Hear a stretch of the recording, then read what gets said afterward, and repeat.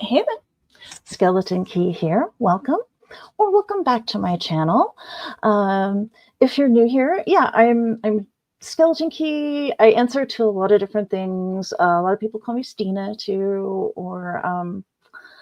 uh, or Chris. I go by both, and but a lot of people just find Skeleton Key is easier to remember because it's like right there.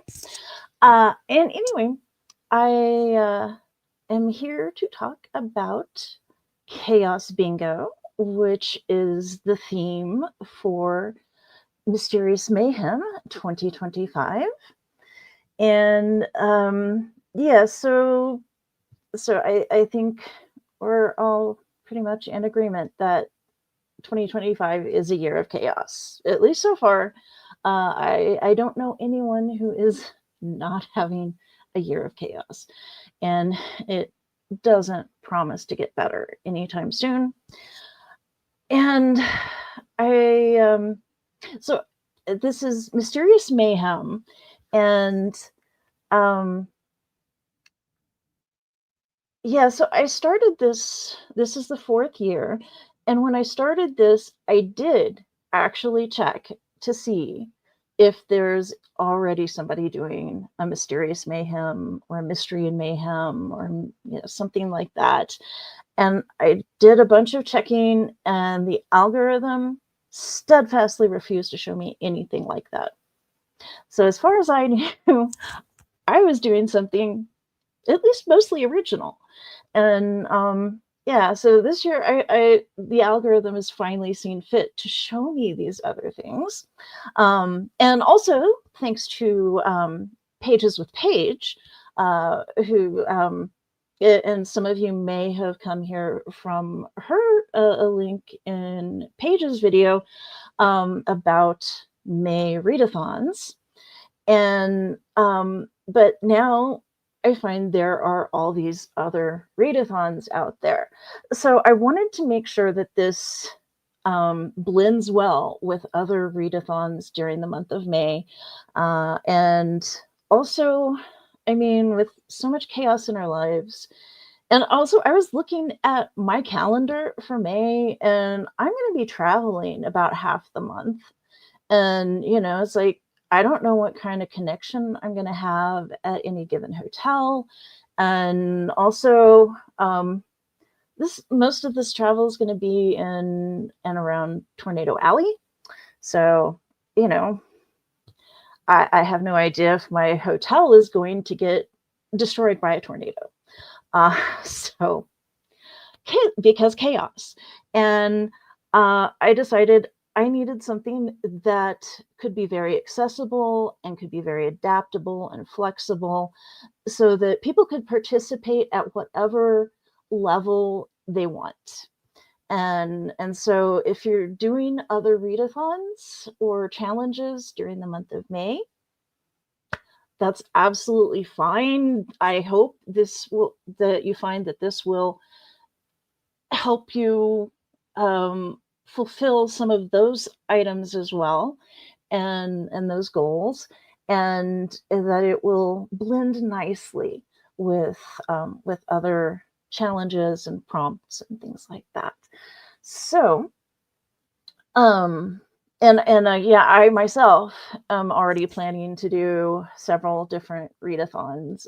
There's like zombie awareness readathon. There's Zombie Awareness Month, so Zombie-thon that Kat at Kat's Novel Adventures is doing, and yeah, there's several others, but if you go to Pages with Paige and watch the May video, you'll see all sorts of readathons happening, and starting in just a few days. And so I wanted something myself that I could do pretty easily. But without further ado, let's go ahead and get into the details of how Chaos Bingo works. And let's see. And by the way, if you are here live, watching the live show, feel free to comment, or, when I'm going over prompts and things, or if you have questions about anything, feel free to pop in with book suggestions and the like. And like I said, questions, any suggestions or other ideas that you might have, and that'll be part of it. But also, I have a feeling that a lot of people will be catching this on the replay. And so, yes, I definitely would love to have your comments as to whether or not you're participating.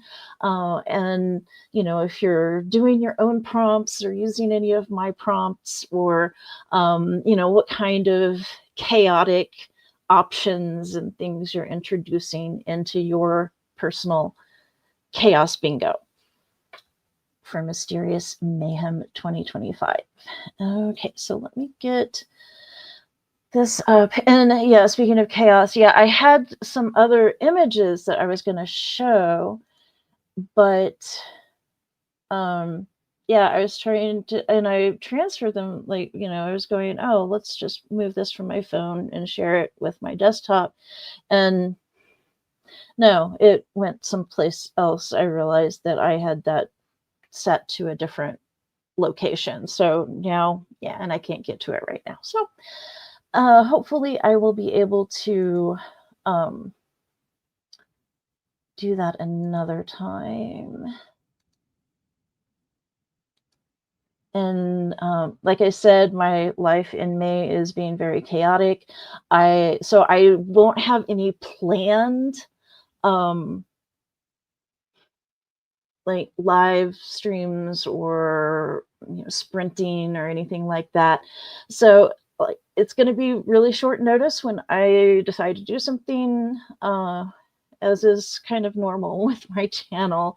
So yeah, if you do want to see updates and progress reports or sprints or anything like that, it's probably best to subscribe to my channel, ring the little bell for notifications, and that way you won't miss out. But anyway, here is the main part of the thing.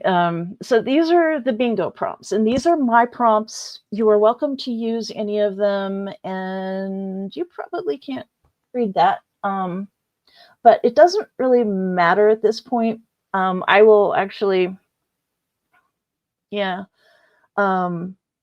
Later I will share this thing. Oh, yeah, and another chaotic thing is, yeah, this is still in my word processor, and I converted it to PDF, and then it decided, oh, this is A4 paper. And I'm like, no, this is US letter 8.5 by 11. And so apparently I've got the settings in the PDF conversion messed up. More chaos. Yay. But I will, I'll put my prompts in the, just the text of the description box. And also, I'll, once I get the PDF thing sorted out, I'll share the file, and post a link to that file so that you'll be able to see all the prompts. I will just real quick read over them and maybe add a little bit of commentary on those. Okay, so prompt 1, and the numbers don't have to matter. You can move these around if you like, depending on how you want to set up your bingo board. And that's why the bingo board is a blank grid, so that you can do it kind of however you want. And if you want fixed prompts, you can just put them in there. Or you can shuffle the prompts, which is what I'm going to do. And you can go to my posts on my YouTube channel. And in the past, you can see where I was doing some experimenting with some bingo games, sort of like this. And you can kind of take a look there and kind of get an idea where I was headed with this. And but hopefully I can get those other images posted soon. And so the first prompt is a murder mystery. So any murder mystery, golden age, modern, just out this year, historical, whatever. Number 2 is a zombie story. So any of you doing Zombie-thon, there you go. Number 3 is a book by a new to you author. And so this is any author you haven't read before. And if, for extra chaos, make it be someone you've never even heard of. It's like, oh, I have no idea what this is. Here we go. And along that lines, number 4 is a cover pick. So that would be something, and you can have other, you can pick it up and then, read the blurb, read the first paragraph, whatever, and to make your decision, or, look at the author bio and see if you kind of vibe with that person or not. But the thing is, the cover is what made you pick that book up. You're like, I want to look at this. And so you don't have to know nothing else about it. Number 5 is a randomized pick. So that could be rolling some dice, using a spinner wheel, a pet pick, anything you like. And also for a friend pick, number 6 is a friend pick if you want to use your pets. That they're friends, right?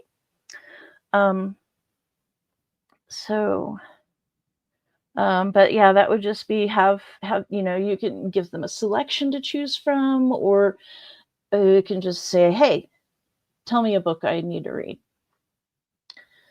7 is a book under 250 pages. So that goes well with horror mayhem, which I had no idea existed before this year.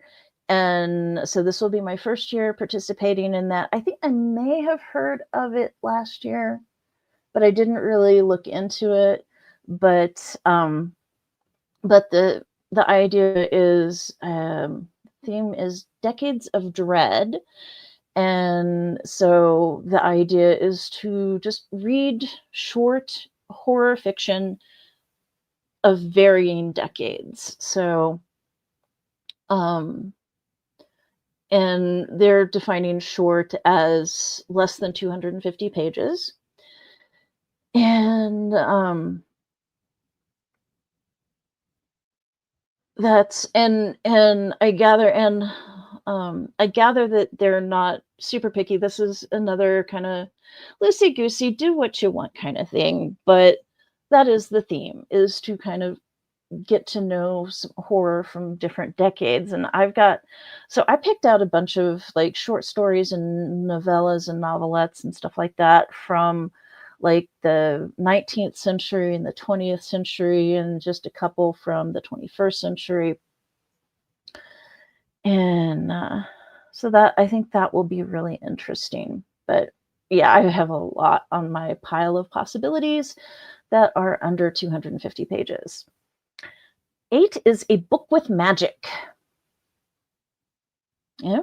And it doesn't have to be like a literal, magic wands and wizards and wizardry and all that stuff. It can be, if you feel like it is a magical book, sure, fine. There are no prompt police. Nobody's going to come and drag you away because you thought something was magical and somebody else disagreed with you. Number 9 is a book in translation. So you're reading it in a language that it was not originally published in. 10 is a picture book. So that would be like a children's picture book. You can interpret these however you want. So if you want a picture book to be a graphic novel, sure. If you want it to be a coffee table book of landscapes, that's fine too. Anything like that. And 12 is a book with, oh, sorry, I missed 11. 11 is a horror novella or novel. So again, perfect for horror mayhem. 12 is a book with mayhem in the title. And I was kind of surprised just looking at my shelves. There are quite a few books that have mayhem in the title. 13, a book featuring music. And featuring, you decide what featuring means to you. Like there's a chapter that somebody plays the piano in. If you want to consider that featuring music, that's fine. 14, a book with a cat on the cover. I don't know. I just like cats. So there you go. 15, a book with a theft in it. And yeah, there are a lot of mysteries from like Golden Age and earlier that might have a heist or a jewel theft or something, but not a murder. So yeah, you can find maybe a short story or something that has a theft, but not necessarily, murder or horror or anything like that. 16, a book featuring alchemy. And again, interpret that however you like. 17, a book with blood on the cover. Hopefully, just like an image of blood. I don't want anybody like slicing open something and bleeding on the please do not do that. I mean, I said be chaotic or whatever, but please do not injure yourself or anyone else. This should be a nice, fun readathon without actual bloodshed. But yeah. 18, a recommendation from someone you don't know well. It doesn't have to be a perfect stranger, but maybe it's someone you've met recently, or it's just like, hey, what you been reading? Been reading anything good lately? Anything you think I'd like, or anything you want to recommend? Just 19, a middle grade book. So yeah, there is a middle grade May readathon going on in May, so that will go well with that. 20, a book with a corvid or an owl on the cover. So corvid would be crow, raven, what I think magpie falls under that, or grackles, corvids, I don't know. But anyway, or an owl. I'm an owl person, so yeah. 21, a book with foil on the cover. So a lot of times there'll be like foiled letters, or like what is the Rebecca Roanhorse book? Something about lightning, and the lightning is kind of a foil effect on the cover. Shiny, silver, gold, usually, something like that. 22, give an author one more chance. So yeah, I recently gave Riley Sager one more chance, and I think I'm done with Riley Sager. This was actually one of his better works, but I'm just like, I don't think so. I think I'm done. It was okay. It was fine, but let's see. 23 is a book from a country you've never visited. So if you have visited all the countries, you can replace this prompt and do something else. 24, a book set in a remote location. So out in the woods, on an island. I mean, that's lots of books based on or inspired by, and then there were none lately, so should be able to find something. And 25 is free space, and again, interpret that how you like. Some people interpret it as, I don't have to read anything for this. Or they'll, I personally interpret it as mood read, or, read something that doesn't fit anything else. But again, and you're welcome to replace any or all of these prompts and make this your own challenge. So now we get into the actual bingo chaos. And these are so the goal is to read a path from one corner to the opposite corner. And there's already an option for chaos there. So, you pick a corner and say, okay, I'm going to start at this corner. Well, what does opposite mean to you? To me, it means that I'm going for this corner down here. So I'm going from upper left to lower right. But, that's 5. But you could also do 5 this way, and consider this your opposite corner, or this even.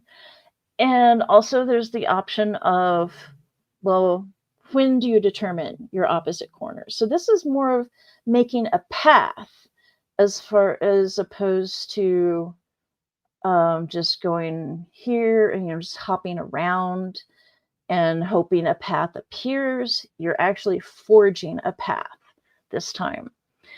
So for instance, I'm going to start up here in the upper left-hand corner, and I've already decided that my goal will be to get to the lower right-hand corner. And now the thing is, and you can also choose, so I've already done opportunity number 2, which is to choose your starting corner. But opportunity number 1 here is choose your board size, and a 1x1 board is perfectly valid. And you can do, so I've got a 5x5 board here, but if you are more comfortable with a 4x4 or a 3x3 or a 2x2 or a 1x1, that's fine. Or if you want a bigger board, you can go 6x6 or whatever you want. And also the prompts, they can be activity prompts. They don't have to be specifically bookish. Like I'm doing a summer readathon, and one of the prompts is to read outside. So you might say, read in a park or read in nature or whatever.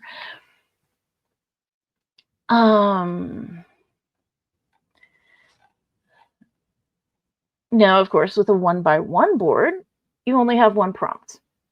So at that point, you can decide, well, do I want to just pick one book that I definitely want to read in May, and that's going to be my book for this readathon? Sure. Or you can say, I've got these 3 books here, and I don't know which one to read. Or there are 3 prompts that really appeal to me, but I don't know.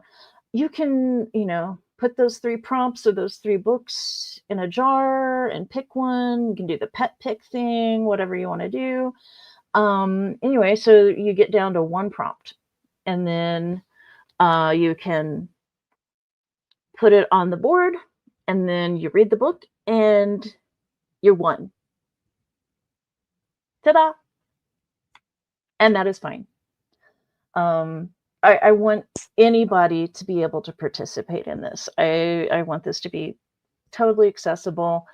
Make it comfortable for you. Make it fun for yourself. That is the key here. The idea, though, is to read something mysterious or chaotic, something like that. So then, okay, so choose prompts face up, face down, or mixed. And so this means that, say you've got your prompts, and I am just writing numbers on discs. And I've got little red plastic discs, and I've taken a marker and I've written the numbers 1 through 25 on them. And So I have placed them all face down. If you don't like that much mystery in your bingo board, um, then you can place them all face up, showing the number of the corresponding prompt, or you can put them in a bag or a jar or something and shake them up and then let them go. And whichever ones fall face up, stay face up, and whichever ones are face down, stay face down, at least for the moment. And then you put them on the grid. And so in my case, I have 25 discs with the numbers face down. So I don't know what the prompts are, except there's one disc that I marked the number a little too boldly, and you can actually read it through the plastic. And that's not great, but oh well. And then if you decide that you're using any face down prompts, then you need to decide what is your ability to reveal face down prompts. Do you just have to, say you're in this corner up here? Well, actually, you would start in outside the board. And there, your first prompt, whether it's face up or face down, you don't really have a choice. You've already picked that corner. So unless you want to add some other chaotic element that allows you to, roll a d4 and choose a different corner, however you want to do that is fine too. But other than that, you don't have any choice. You're going to do this one. So if it's not already revealed, you then reveal it. So I revealed my first prompt, and it came out a 10, which is picture book. So my first prompt is to read a picture book. And so once I finish that picture book, say I've got 3. So I've got 3 different directions I can go. Now I want to get from here to here. So ideally I would just do this, right? Go to this corner here. But if it's face down, I'm thinking, but what if I want to read one of these first? So maybe I want to take a peek. So before you start playing, you should probably decide a mechanism for how you're going to decide whether to reveal any of these prompts, and how many to reveal. You could roll dice. You could flip a coin to say yes, no, you can reveal one and then choose whichever one you want. Or you could roll a d4 that will let you reveal 1 to 4. And here you've only got 3, but if you roll a 4, then you get to reveal all of these. So you turn them over, and then you'll have to decide about shuffling. So, but we'll get to that in a second. But and whether or not it will stay revealed during shuffling, or if it gets tossed back in the bag or whatever. And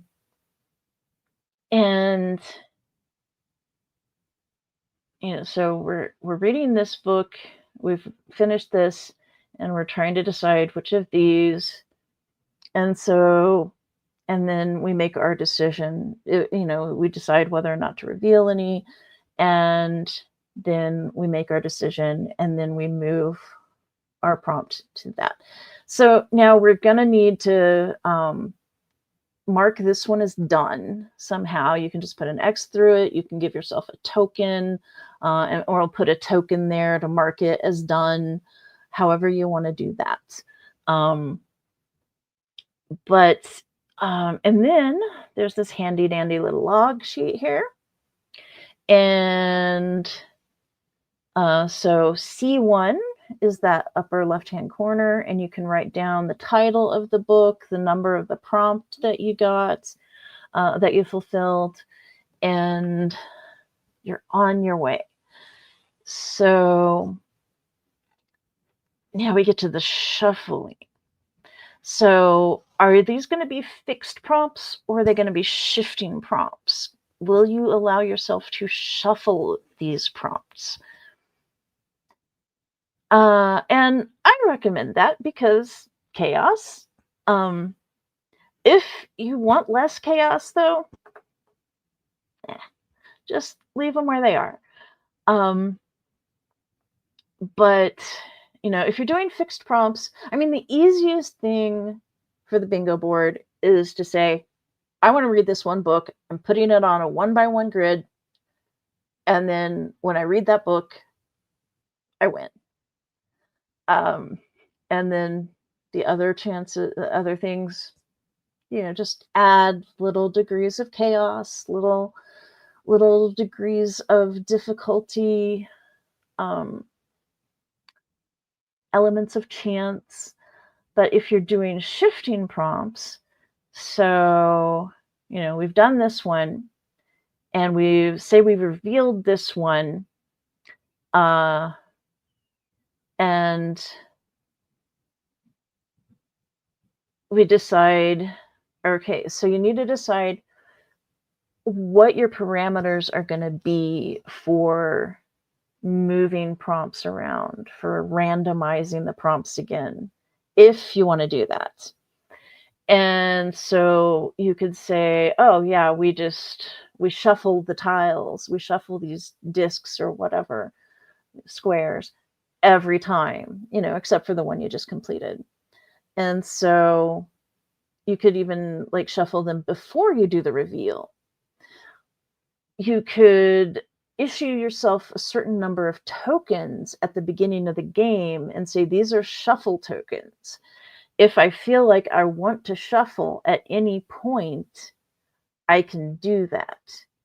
And you kind of need to decide, is it only going to be the immediate options that you shuffle, or is it going to be the entire, all the rest of the board that you shuffle?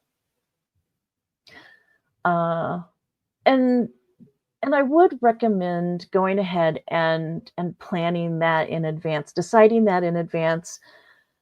But also, I want to keep this fun for you. So if you've got it decided one way, and you decide this is not working, this is way too hard, or this is way too easy, or just doesn't make any sense for how I want to play this game, you can change the rules, because chaos. That I run. Anarchy that I run. Yeah. So run your own anarchy. And that is pretty much it. I know it sounds complicated, but it's only as complicated as you want to make it. And there are other options that I kind of played around with and decided that I didn't really enjoy them enough to, I thought they were a little too fiddly for my taste. But yeah, any little ideas you come up with, sure, add them. Add them into your game. If it makes it more fun for you, do it. Because this is how we are enjoying our chaos. This little bit of chaos that we have at least some amount of control over. So that is it. And I don't know when, there's always a time period in which it won't let me update things on YouTube. I think it's compiling something. I don't know how that works. But at some point, very, very soon, I will get links up to the printables so that you can print out the board, and I'll get the pictures up. And what I'm just using like a D&D Babble mat kind of thing. And I've got my little discs. But at least you can kind of see where I'm going with that. And I'll get those images up probably in a post on my channel. But yeah, I don't see any questions or anything. But if you're watching this on replay, yeah, please, put any questions in there, and any comments, any book recommendations, anything like that. And yeah, hopefully we'll get a conversation going. And yeah, and also I am not putting out any points or anything like that. This isn't a competition, but if you want to assign points, or it's like, ooh, random, these are silver tokens and these are gold tokens, and assign harder tokens to harder challenges or prompts, sure, go ahead. I'm not going to stop you.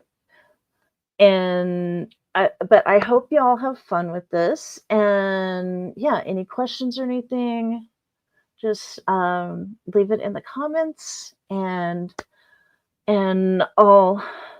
I do intend to do some lives and throughout the month of May. But like I said, I'm going to be traveling. I don't know what my situation is going to be like on any given date. So I can't plan much in advance. So welcome to my chaotic world. And I hope you have fun in my chaotic world in the month of May. And thank you for watching. And if you don't want to, if you're not feeling chatty, but you do want to leave something in the comments to say you were here and that you watched this, go ahead and put a skull, put a skull in the comments, a little skull emoji. All right, thank you again, and yeah, let's all have fun with our chaos.